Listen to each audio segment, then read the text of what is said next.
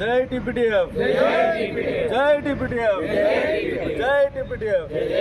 టిపిటిఎఫ్ ఆవిర్భావ దినోత్సవం సందర్భంగా మిత్రులందరికీ శుభాకాంక్షలు తెలియజేస్తూ, టిపిటిఎఫ్ ఆవిర్భవించినప్పటి నుంచి ఇప్పటి వరకు కూడా ప్రతి ఒక్క అంశం మీద పోరాటం చేస్తూ మన యొక్క ఉపాధ్యాయుల సమస్యలను పరిష్కరించడంలో టిపిటిఎఫ్ మాత్రమే ఎలాంటి భేషజాలకు పోకుండా ప్రభుత్వాలతో ఏ ప్రభుత్వం ఉన్నా కూడా పోరాటాలు చేసుకుంటూ ఉపాధ్యాయుల సమస్యలను పరిష్కరించడంలో ముందుంటుందని చెప్పడంలో ఎలాంటి అతిశయోక్తి లేదు.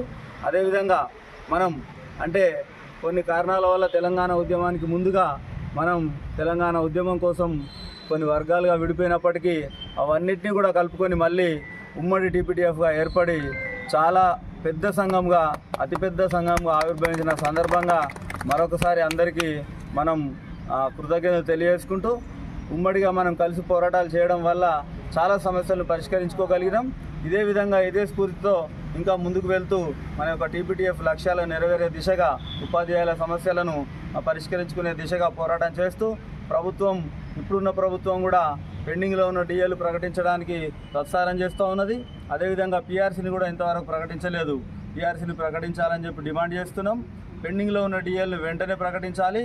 ఇంకా మన జిల్లాకు సంబంధించినట్టయితే స్కావెంజర్ సంబంధించిన జీతాలు కూడా పడలేదు, అవి కూడా వెంటనే రిలీజ్ చేయాలని నూతనంగా వచ్చే డిఓ కూడా రిప్రజెంటేషన్ చేసుకుందాం. అదేవిధంగా ఇంకా మన సమస్యలు చూసుకున్నట్టయితే 2008 వాళ్ళకి ఇప్పటి వరకు కూడా మన పోస్టింగ్ ఇచ్చారు, వాళ్ళకి జీతాలు ఇవ్వలేదు. అంతేకాకుండా మనకు రావాల్సిన బకాయిలు కూడా జీపీఎఫ్లో కానీ, పార్ట్ ఫైనల్ లోన్లు కానీ చాలా పెండింగ్లో ఉన్నాయి.